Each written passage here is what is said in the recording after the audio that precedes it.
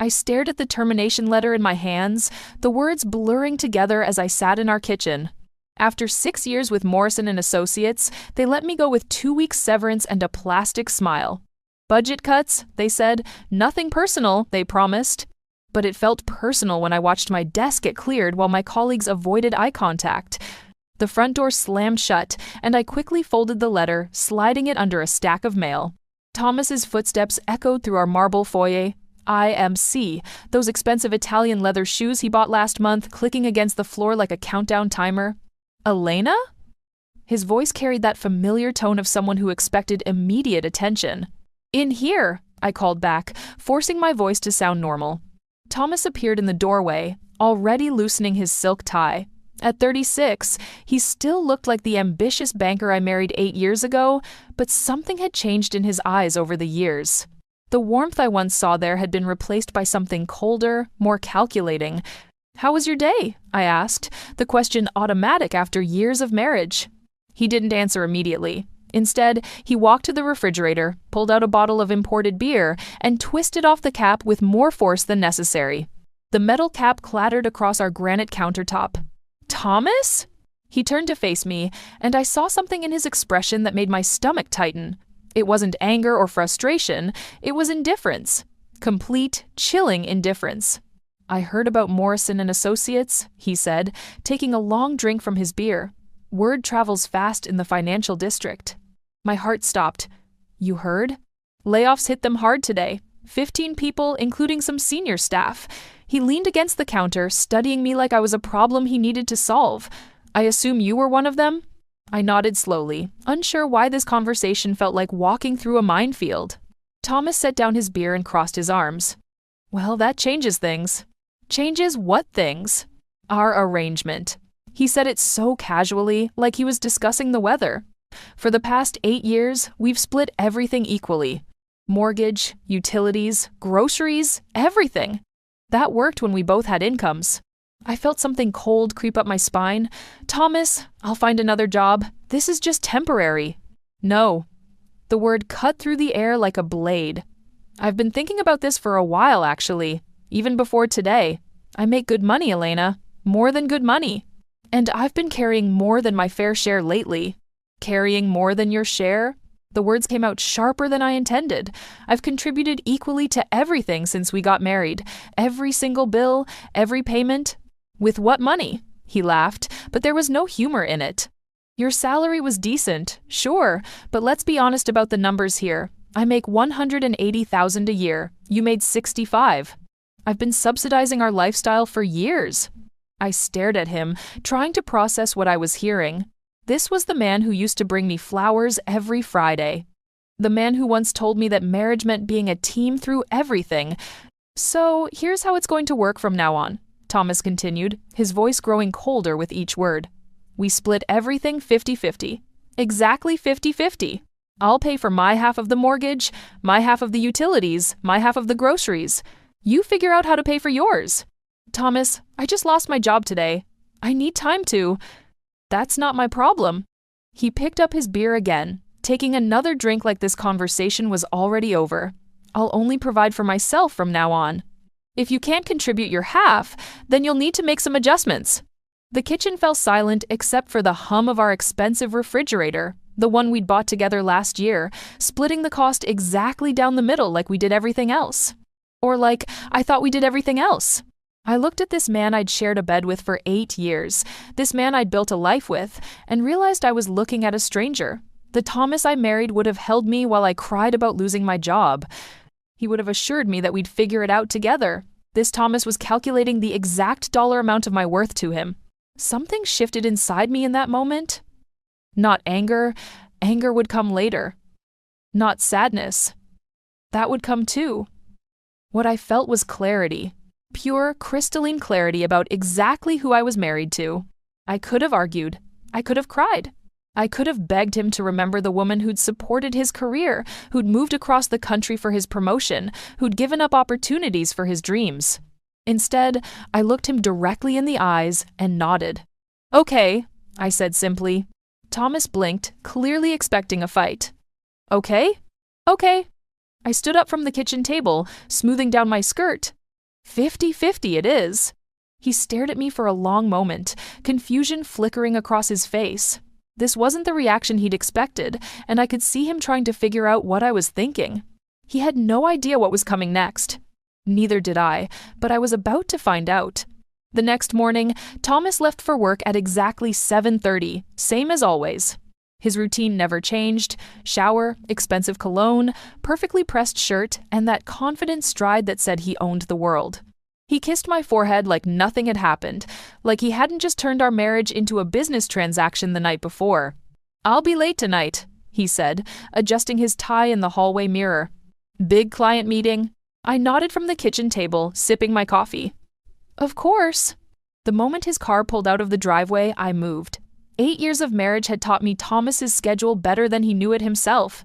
He wouldn't be home until after 8, giving me nearly 12 hours to do what I needed to do. I started with our home office, the room Thomas considered his domain. He kept all our important papers there, filed away in his methodical system.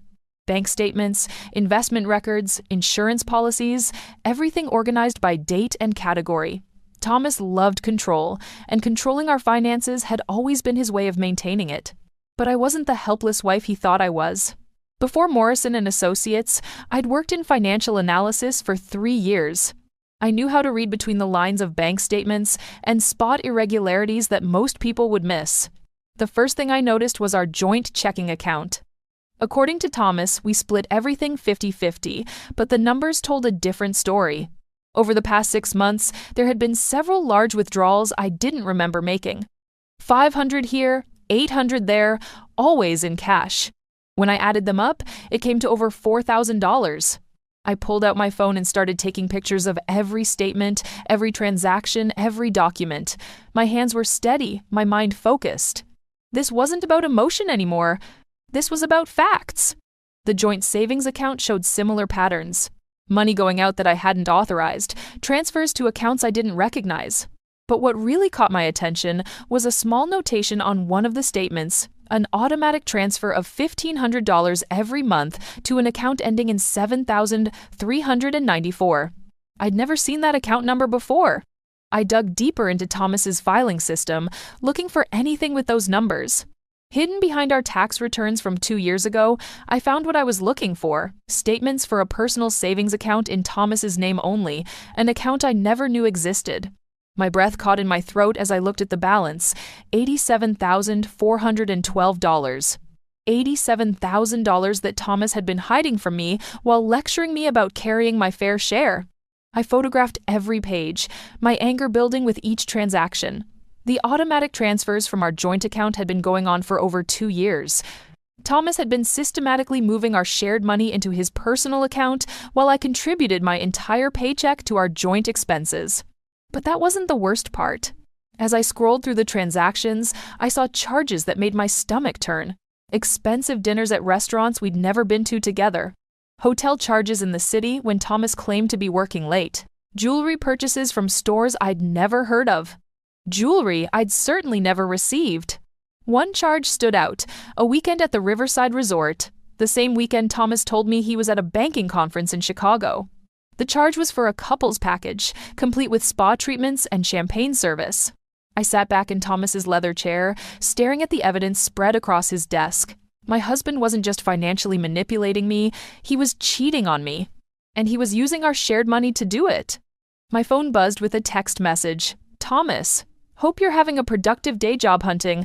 Remember, rent is due in 2 weeks."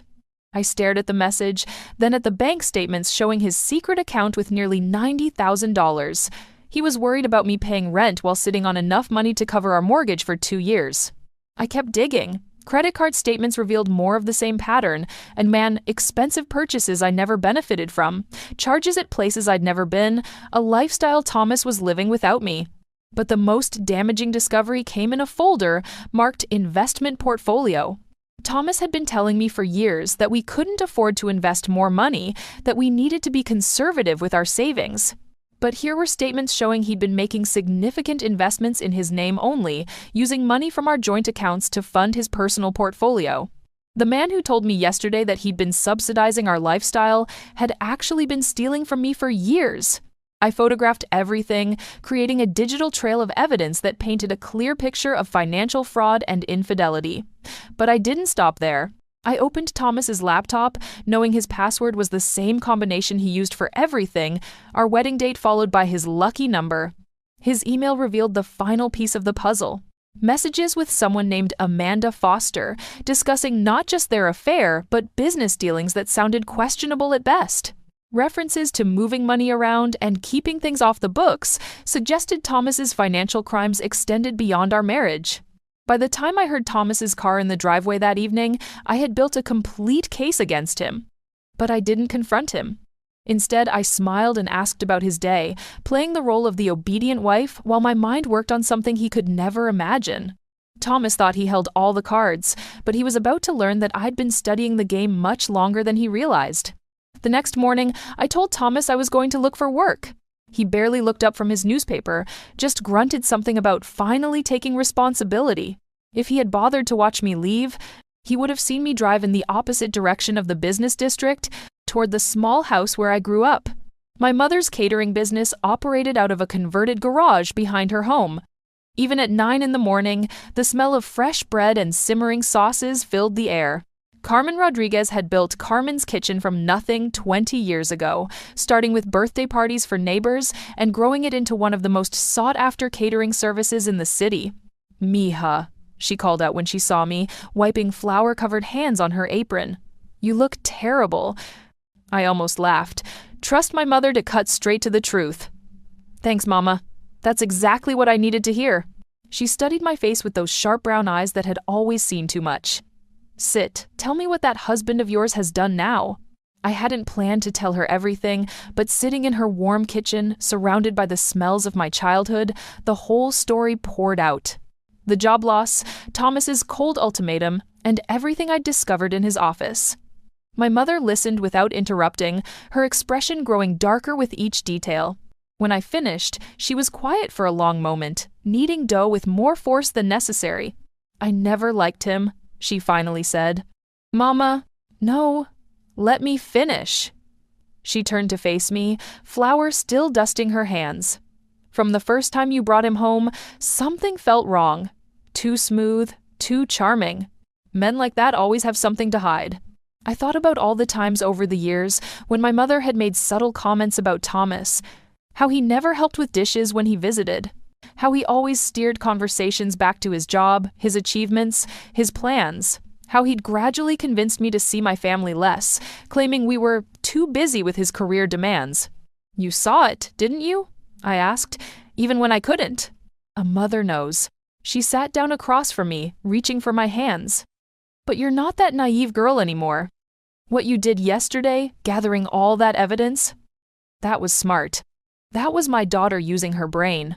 I don't know what to do with it all, though. I feel so stupid for not seeing it sooner." "Stop that." Her voice was firm. "You trusted your husband. That's not stupid.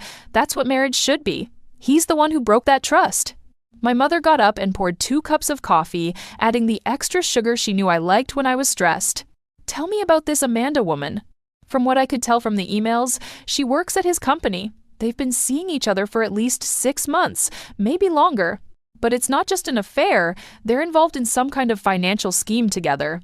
"What kind of scheme?" I pulled out my phone and showed her some of the email screenshots I'd taken. They're moving money around, hiding transactions. Thomas mentioned something about client accounts and temporary borrowing. It sounds like they're stealing from his company.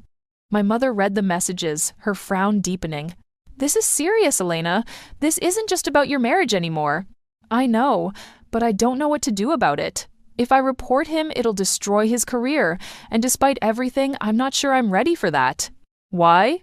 The question was sharp. "After what he's done to you?" I struggled to find the words. "Because once I do this, there's no going back. Our marriage will be over. My life as I know it will be over." My mother reached across the table and took my hands again. "Mija, your marriage is already over. Thomas ended it yesterday when he showed you who he really is.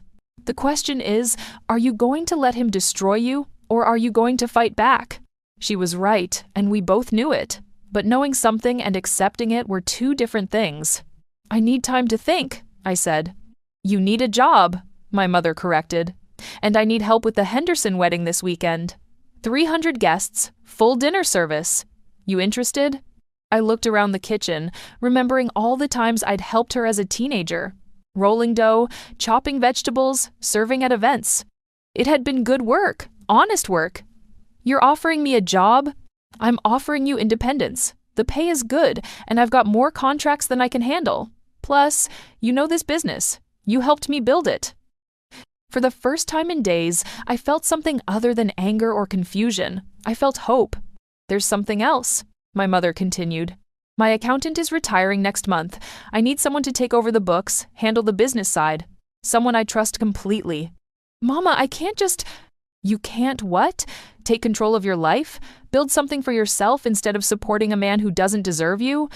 I looked at this woman who had raised me alone after my father left, who had built a successful business through sheer determination and hard work. She was offering me more than a job. She was offering me a way forward. When do I start? I asked. My mother smiled for the first time since I'd arrived. Right now, we've got prep work to do. Working in my mother's kitchen felt like stepping back in time, but in the best possible way. My hands remembered the rhythm of chopping vegetables, the precise timing needed for perfect sauces. More importantly, the work gave me something Thomas's money never could, a sense of purpose that belonged entirely to me. But even as I prepped for the Henderson wedding, my mind kept returning to those bank statements and emails. 3 days of working alongside my mother had given me clarity about what I needed to do next, but I had to be careful. Thomas was already suspicious about my calm reaction to his ultimatum. That evening, I sat at our kitchen table with my laptop, pretending to job hunt while Thomas watched television in the living room. But I wasn't looking at employment websites. I was digging deeper into the financial records I'd photographed, and what I found made my blood run cold.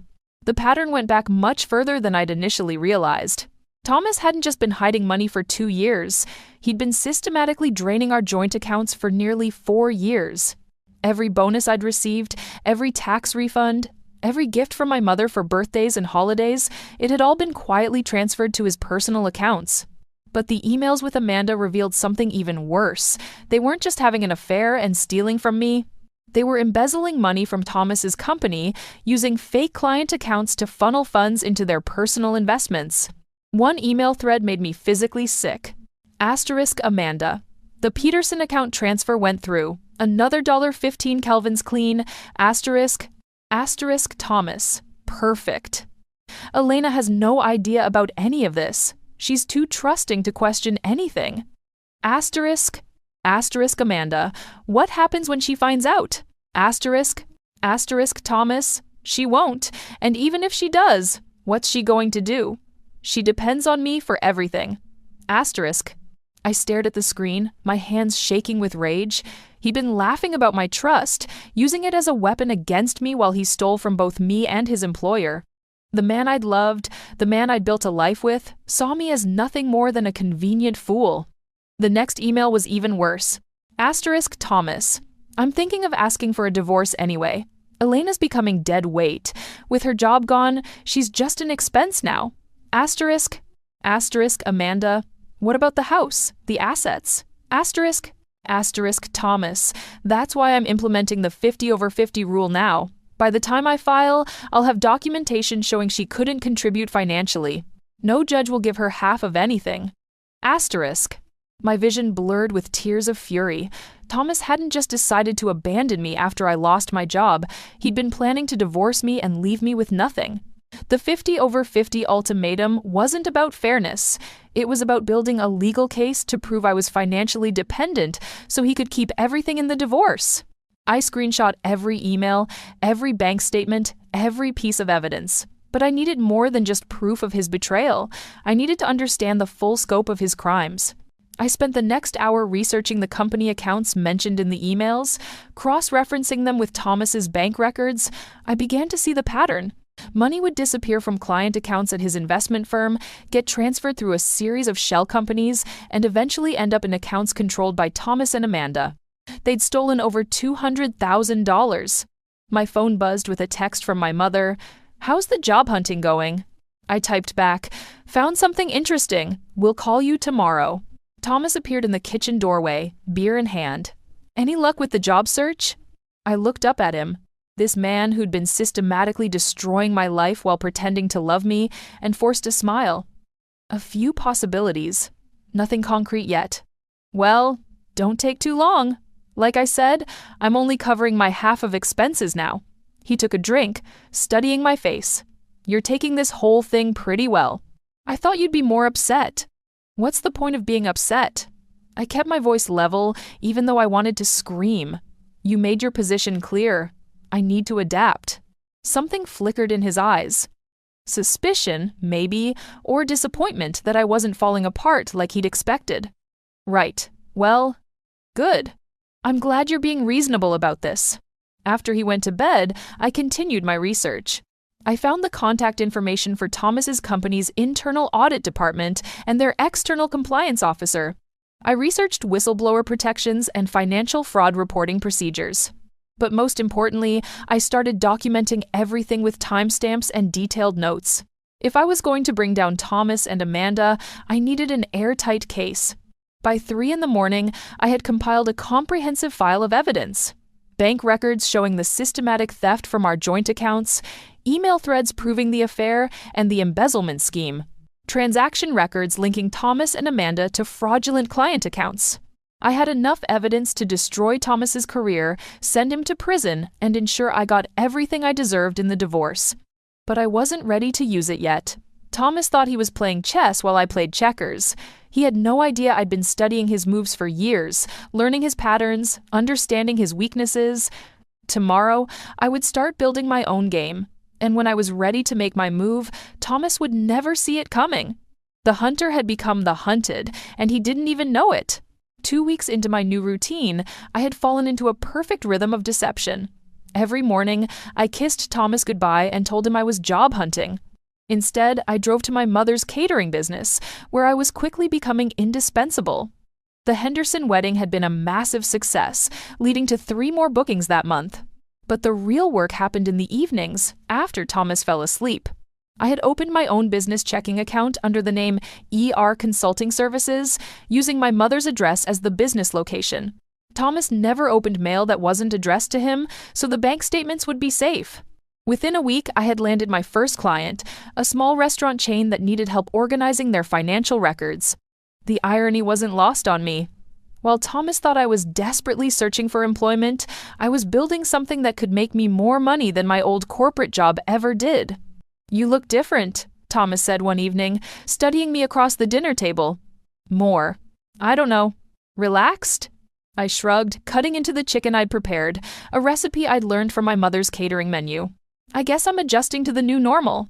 Good. I was worried you might do something dramatic, like most women do when they don't get their way. The casual cruelty in his voice made my stomach turn, but I kept my expression neutral. What would be the point? You made your decision. I have to live with it. Thomas smiled, the kind of satisfied smile that told me he thought he'd won. Exactly. I'm glad you're finally seeing things clearly. If only he knew how clearly I was seeing everything. That night, after Thomas went to sleep, I made the call I'd been planning for days. Detective Patricia Wells worked financial crimes for the city police department. I'd found her name through my research into corporate fraud cases. Detective Wells? My name is Elena Rodriguez. I have information about a significant embezzlement scheme at Hartwell Investment Group. Her voice was crisp, professional. What kind of information? Bank records, email communications, and transaction histories showing systematic theft from client accounts. The amount stolen is over $200,000. There was a pause. Mrs. Rodriguez, are you an employee of Hartwell Investment Group? No, I'm married to one of the people involved in the scheme. Another pause, longer this time. I see. Can you come in tomorrow morning? Bring whatever evidence you have. I'll be there. The next morning, I told Thomas I had a promising job interview downtown. He barely looked up from his coffee, too absorbed in checking his phone, probably texting Amanda. Detective Wells was younger than I'd expected, maybe early 40s, with sharp eyes that reminded me of my mother's. She listened without interruption as I laid out everything I'd discovered, spreading the printed emails and bank statements across her desk like pieces of a puzzle. This is comprehensive, she said finally. How long have you known about this? I discovered it 2 weeks ago, after my husband told me he would only pay for himself from now on. I started looking into our finances and found all of this. And you're certain these email communications are authentic? I nodded. I took the screenshots directly from his laptop. I can show you the metadata if you need it. Detective Wells studied the evidence for several minutes, making notes. Mrs. Rodriguez, I have to ask, what's your end game here? This information will likely result in criminal charges against your husband. My end game is justice. Thomas has been stealing from me for years, while making me believe we were partners. He's been planning to divorce me and leave me with nothing. And he's been committing crimes with his girlfriend using money that should have been ours. You understand that once we begin this investigation, there's no going back? I understand. She nodded slowly. We'll need to move carefully. If your husband suspects he's under investigation, he might try to destroy evidence or flee. Can you continue gathering information without arousing suspicion? He thinks I'm a helpless housewife looking for work. He has no idea what I'm capable of. Detective Wells smiled for the first time since I'd arrived. Good. Here's what we're going to do. She outlined a plan that would allow me to continue monitoring Thomas's activities while the police built their case. I would document any new suspicious transactions or communications while they began their own investigation into Hartwell Investment Group's client accounts. One more thing, Detective Wells said, as I prepared to leave. You mentioned your husband is planning to divorce you. Have you considered protecting yourself legally? I'm working on it. That afternoon, I met with Rebecca Chen, a divorce attorney my mother had recommended. Rebecca specialized in high-asset divorces involving financial fraud, and her reputation for destroying cheating husbands was legendary. Based on what you've shown me, Rebecca said after reviewing my evidence, your husband has committed multiple felonies. The good news is, that gives us tremendous leverage in divorce proceedings. What kind of leverage? In cases involving financial fraud, the court can award the innocent spouse significantly more than 50% of marital assets. Given the systematic nature of his theft from your joint accounts, we could potentially claim the entire value of your home, his retirement accounts, and his investment portfolio.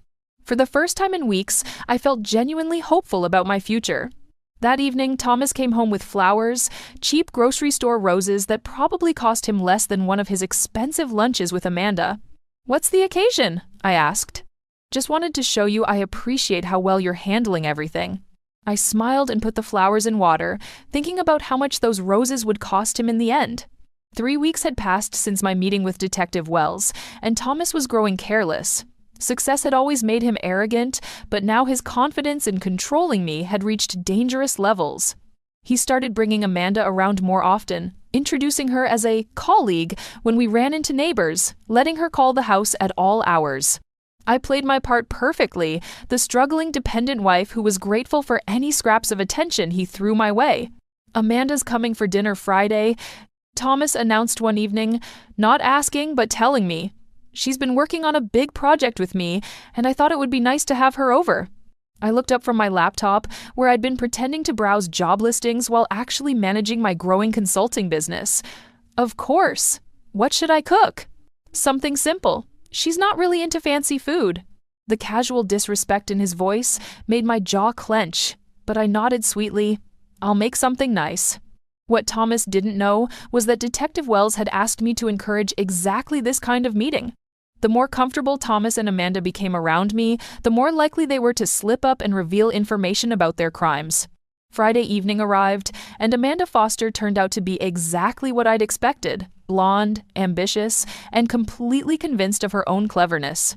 She walked into my home wearing a designer dress that probably cost more than most people's monthly salary, treating me like I was the hired help. Elena, right? She said, barely glancing at me as Thomas took her coat. Thomas has told me so much about you.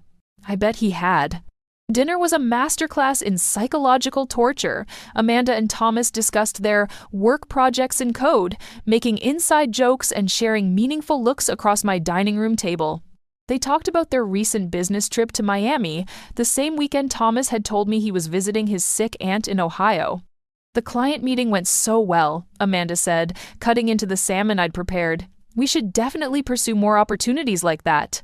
Absolutely, Thomas agreed. The returns have been better than expected. I served dessert and coffee, playing the perfect hostess while mentally recording every word for Detective Wells. But the real breakthrough came when Amanda excused herself to use the bathroom and left her phone on the table. Thomas immediately picked it up, scrolling through something with a frown. "The Peterson transfer is delayed," he muttered. "Problem?" I asked innocently.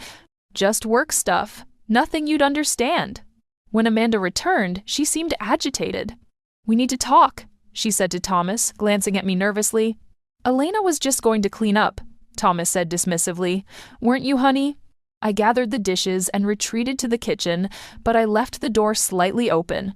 Their voices carried clearly as they moved to the living room. "The audit department is asking questions about the Peterson account," Amanda whispered urgently. "They want to see transaction records going back 6 months." "That's impossible. We covered our tracks." "Apparently not well enough. Someone tipped them off." My heart raced. Detective Wells had warned me that the investigation was moving forward, but I hadn't expected it to progress this quickly. "Who would know enough to tip them off?" Thomas asked. "I don't know, but we need to move the remaining funds tonight, if they freeze the accounts." "How much time do we have?" "Maybe a week, if we're lucky. We need to transfer everything to the offshore accounts and then lay low for a while." I continued washing dishes, my hands steady despite the adrenaline coursing through my veins. They were panicking, which meant they were about to make mistakes. "What about Elena?" Amanda asked. "If this goes public, she'll find out about everything." Thomas laughed, and the sound made my skin crawl. "Elena's not a problem. She's too dependent on me to cause trouble. Besides, she doesn't understand finance well enough to connect the dots." "Are you sure? She seems smarter than you give her credit for." "Trust me, I know my wife. She's harmless." After Amanda left, Thomas was unusually affectionate, probably feeling guilty about the conversation I wasn't supposed to have heard. He brought me wine and suggested we watch a movie together, something we hadn't done in months. "You know I love you, right?" he said as we sat on the couch. I looked at this man who had just spent the evening planning to steal more money while discussing how harmless and stupid I was, and I smiled. Of course I know that. Good, because no matter what happens with work or money, we're a team. Always I lied.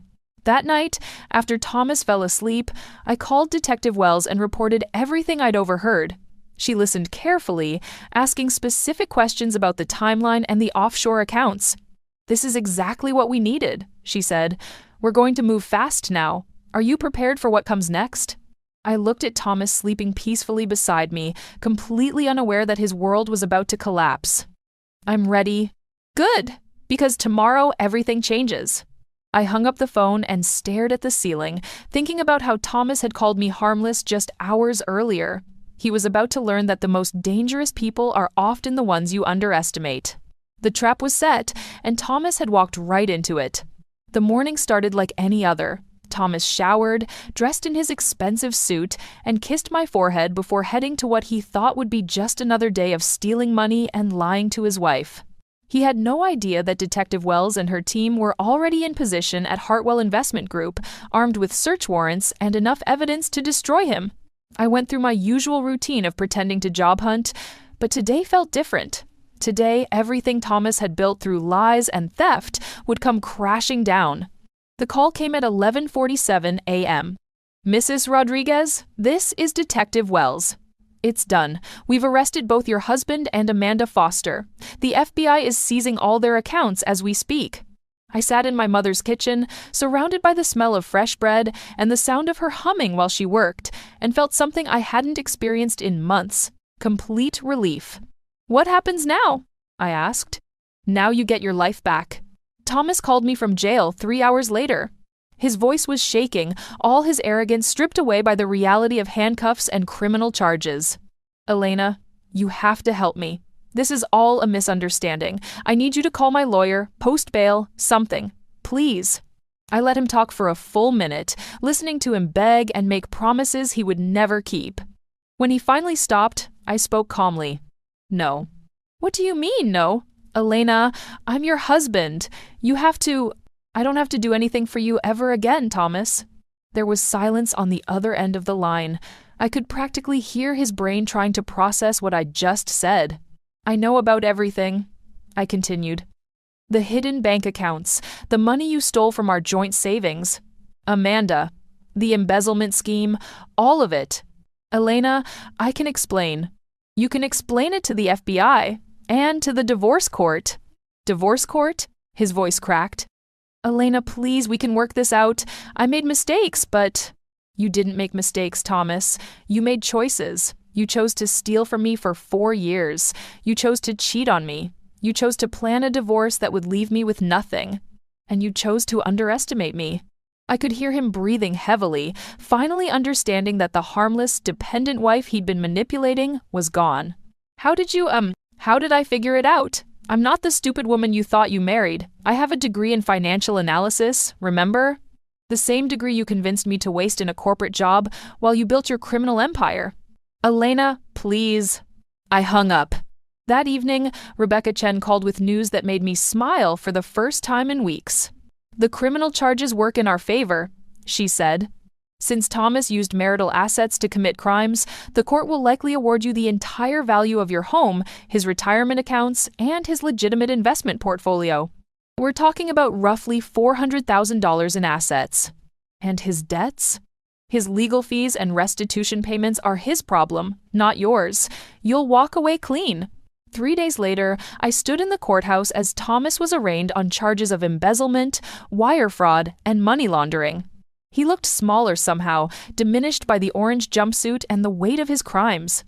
Amanda stood beside him, her designer confidence replaced by the pale fear of someone facing federal prison time. When Thomas saw me in the gallery, his eyes filled with something that might have been regret, but it was too late for regret. After the hearing, I drove to the house we'd shared for 8 years. It felt different now, not like a prison, but like a fresh start. I walked through each room, planning how I would redecorate, how I would make this space truly mine. My phone rang. It was my mother. How do you feel, Mija? I stood in the kitchen, where Thomas had delivered his cruel ultimatum just 6 weeks earlier, and I smiled. Free. Good, because I have news. The Riverside Hotel wants to hire us for their entire wedding season. 50 events, full catering service. We'll need to expand the business. We? You didn't think I was going to let you go back to working for someone else, did you? We're partners now. Equal partners. I looked out the window at the garden I'd planted, but never had time to enjoy while I was supporting Thomas's lies. Tomorrow, I would start tending it properly. Partners sounds perfect. 6 months later, Thomas was sentenced to 8 years in federal prison. Amanda got 6 years. I kept the house, the investments, and my dignity. But more importantly, I kept the lesson Thomas had inadvertently taught me. Never underestimate a woman who has nothing left to lose. My consulting business was thriving, my partnership with my mother was stronger than ever, and for the first time in years, I was building a life that belonged entirely to me. Thomas had been right about one thing, everything was split 50-50 now. He got the consequences of his choices, and I got everything else. It was the fairest deal I'd ever made.